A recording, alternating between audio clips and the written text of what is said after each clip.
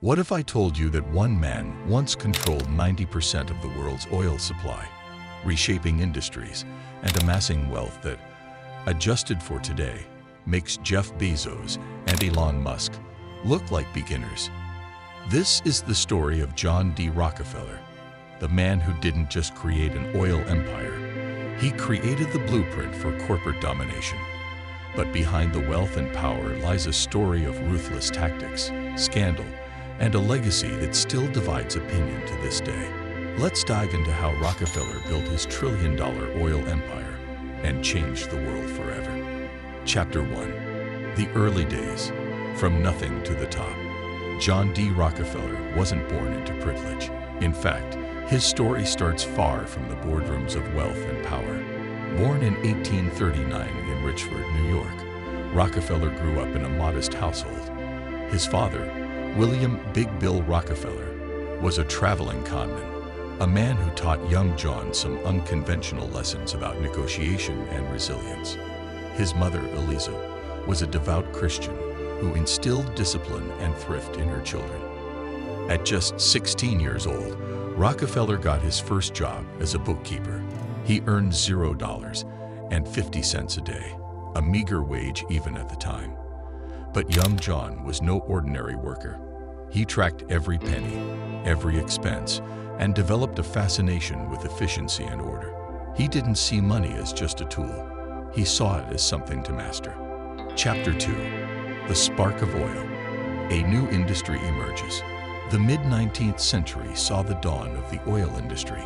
In 1859, the first successful oil well was drilled in Pennsylvania. Crude oil was a chaotic business. Prices fluctuated wildly. Refining was inefficient, and the market was filled with speculation. Rockefeller saw opportunity where others saw chaos. In 1863, he and a few partners invested in a small oil refinery in Cleveland, Ohio. By 1865, Rockefeller bought out his partners, becoming the sole owner. His vision was clear: streamline production, reduce waste, and dominate the refining process. And dominate he did, by focusing on kerosene, a product that illuminated homes and businesses. Rockefeller turned oil into an essential commodity. But this was just the beginning. Chapter 3. Standard Oil. The birth of an empire.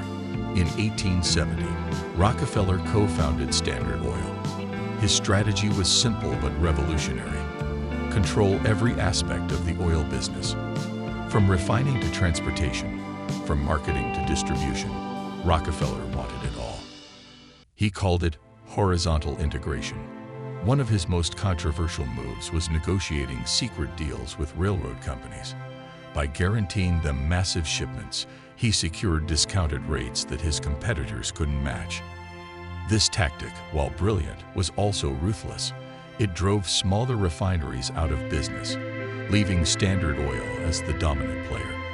By the 1880s, Standard Oil controlled 90% of the oil market in the United States. Rockefeller didn't just create a company, he created a monopoly. Chapter 4. The Ruthless Tactics Behind the Curtain. Success doesn't come without enemies. Rockefeller's business practices sparked outrage. Competitors accused him of predatory pricing, selling oil below cost to bankrupt rivals, then buying them out for pennies on the dollar. Journalists labeled him a robber baron, a man who built his fortune on the backs of others. One of his harshest critics was journalist Ida Tarbell, whose father had been ruined by Standard Oil.